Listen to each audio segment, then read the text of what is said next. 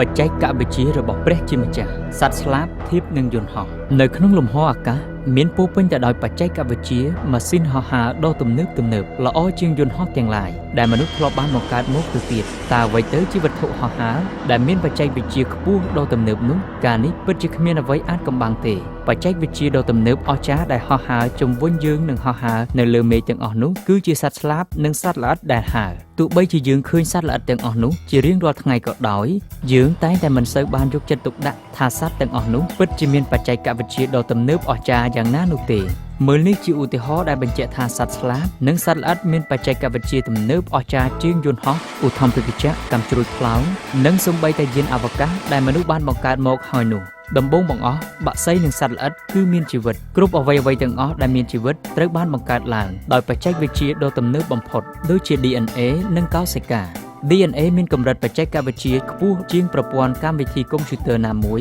ដែលមនុស្សធ្លាប់បានដាក់ឲ្យប្រើទៅទៀតហើយឯកោសិកាវិញមានដូចជាទីក្រុងអតិសុខុមទោះជាច្រើនបច្ចេកវិទ្យាដ៏មានកម្រិតខ្ពស់បំផុតមួយរបស់មនុស្សមិនអាចនឹងបង្កើតឡើងដើម្បីប្រកួតប្រជែងជាមួយសូម្បីតែវត្ថុមានជីវិតដ៏តូចមួយនេះបានទេមានមនុស្សភាគច្រើនអាចកំណត់អត្តសញ្ញាណឧទាហរណ៍នៃបច្ចេកវិទ្យាដែលមនុស្សបានបង្កើតយ៉ាងងាយស្រួលបច្ចេកវិទ្យាទាំងនោះមានដូចជាយន្តហោះរថយន្តកុំព្យូទ័រអគារនិងអ្វីផ្សេងទៀតជាច្រើនដែលមនុស្សបានបង្កើតឡើងទោះជាយ៉ាងណាក៏ដោយមនុស្សភាគច្រើនមិនអាចកំណត់ពីគំរូនៃបច្ចេកវិទ្យាដែលព្រះបានបង្កើតឡើងបាននោះទេបច្ចេកវិទ្យារបស់ព្រះអាចរកឃើញនៅក្នុងធម្មជាតិដែលមាននៅក្នុងសកលលោកផែនដីបក្សីសត្វល្អិតហើយនិងមនុស្សឥឡូវនេះចូលឲ្យយើងធ្វើការប្រៀបធៀបរវាងបច្ចេកវិទ្យារបស់ព្រះដែលមាននៅក្នុងបក្សីនិងសត្វល្អិតទៅនឹងបច្ចេកវិទ្យាដ៏មានកម្រិតខ្ពស់បំផុតរបស់មនុស្សនៅក្នុងករណីនេះចូលយើងប្រៀបធៀបបច្ចេកវិទ្យារបស់មនុស្សដូចជាយន្តហោះទៅនឹងបច្ចេកវិទ្យារបស់ព្រះដែលមាននៅក្នុងបក្សី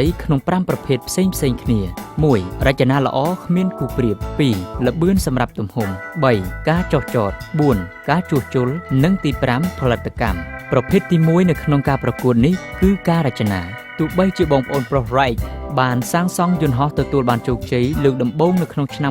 1903យ៉ាងណាក៏ដោយបក្សីនិងសត្វល្អិតបានហោះហើររួចទៅហើយចាប់តាំងពីព្រះបានបង្កើតពួកគេមកម្ល៉េះអស់រយៈពេលរាប់រយពាន់ឆ្នាំមកហើយដែលមនុស្សយើងបានសង្កេតមើលសត្វស្លាបហើយនិងសត្វល្អិតទាំងអស់នោះទាំងព្យាយាមថតចម្លងរូបរាងនិងការហោះហើររបស់ពួកវាទោះបីជាយន្តហោះសម័យទំនើបមានល្បឿនលឿនហើយអាចហោះហើរបានឆ្ងាយជាងយន្តហោះដែលបានបង្កើតឡើងដោយបងប្អូន Wright យ៉ាងណាក៏ដោយក៏វិស្វករយន្តហោះសពថ្ងៃនៅតែថតចម្លងម៉ូដរបស់បក្សីនិងសត្វល្អិតដើម្បីធ្វើឲ្យយន្តហោះកាន់តែប្រសើរជាងមុនទៅទៀតតាមរយៈការថតចម្លងការរចនារបស់ព្រះជាម្ចាស់បានរកឃើញនៅក្នុងសត្វស្លាបនិងសត្វល្អិតហោះហើរទាំងនោះពួកវិស្វករដែលបានបង្កើតយន្តហោះទាំងនោះបានអះអាងទទួលស្គាល់ថាបច្ចេកវិទ្យារបស់ព្រះមានការរចនាខ្ពស់អស្ចារ្យជាងបច្ចេកវិទ្យារបស់ពួកគេដូចនេះផ្នែកបច្ចេកវិទ្យានិងការរចនារបស់ព្រះជាម្ចាស់ឈ្នះការប្រកួតនៅក្នុងដំណាក់កាលទី1នេះប្រភេទទី2គឺល្បឿនសម្រាប់ទំហំវាជាការពិតណាស់យន្តហោះមានទំហំធំជាង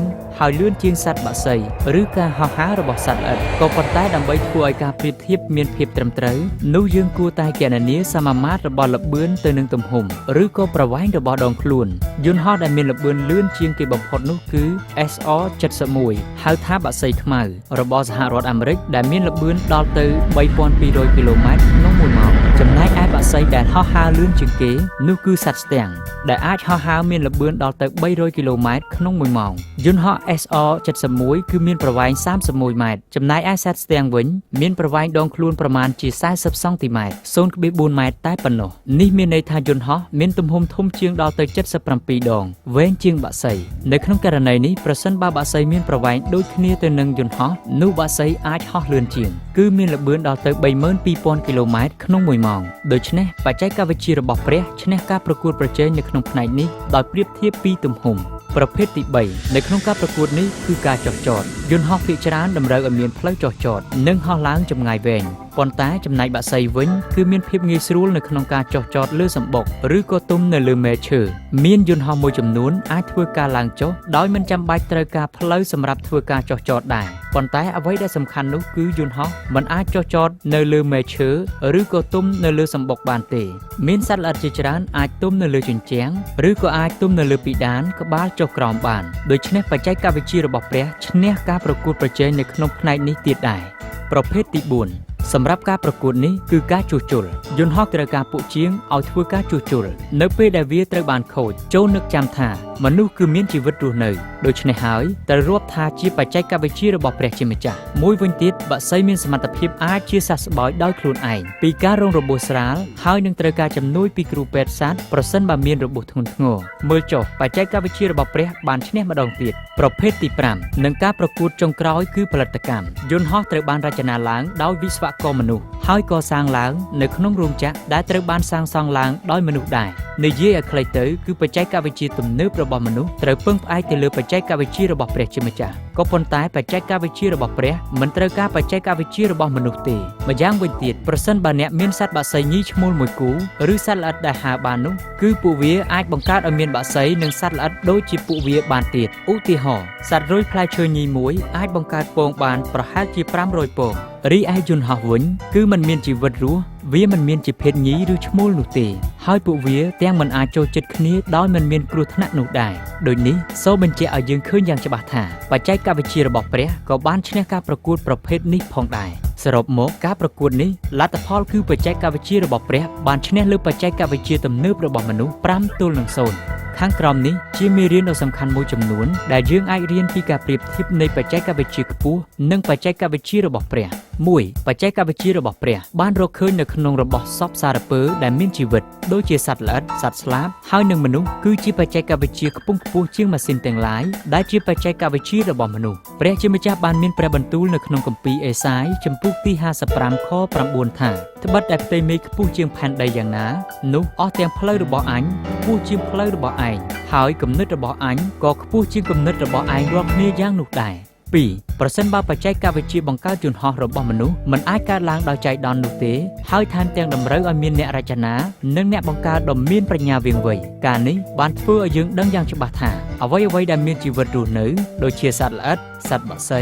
ហើយនិងមនុស្សត្រូវតែបានបង្កើតឡើងដោយព្រះជាម្ចាស់3មនុស្សមានតម្លៃខ្ពស់វិសេសជាងសត្វស្លាបសត្វល្អិតហើយនិងសត្វដទៃផ្សេងទៀតនៅក្នុងគម្ពីរម៉ាថាយជំពូក10ខ29ដល់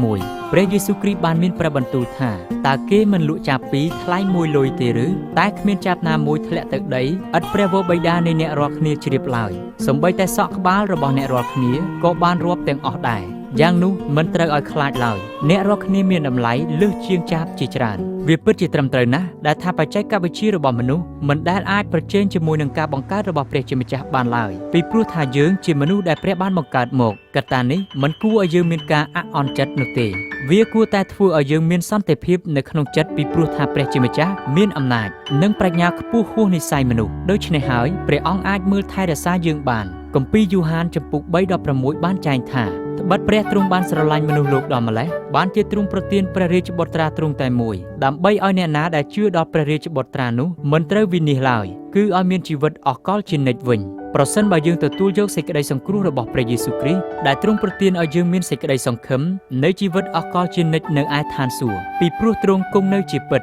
ហើយទ្រង់ថែមទាំងធំប្រសាឧត្តមជាងមនុស្សដែលគ្មានអ្វីដែលមនុស្សណាមួយអាចធ្វើដើម្បីយកសេចក្តីសង្ឃឹមនោះចេញពីយើងបានឡើយនេះពិតជាដំណឹងល្អមែនវាមិនមែនជាដំណឹងល្អគ្រាន់តែធ្វើឲ្យយើងមានអារម្មណ៍ល្អប៉ុណ្ណោះទេវាជាដំណឹងល្អពីព្រោះនេះគឺជាការពិត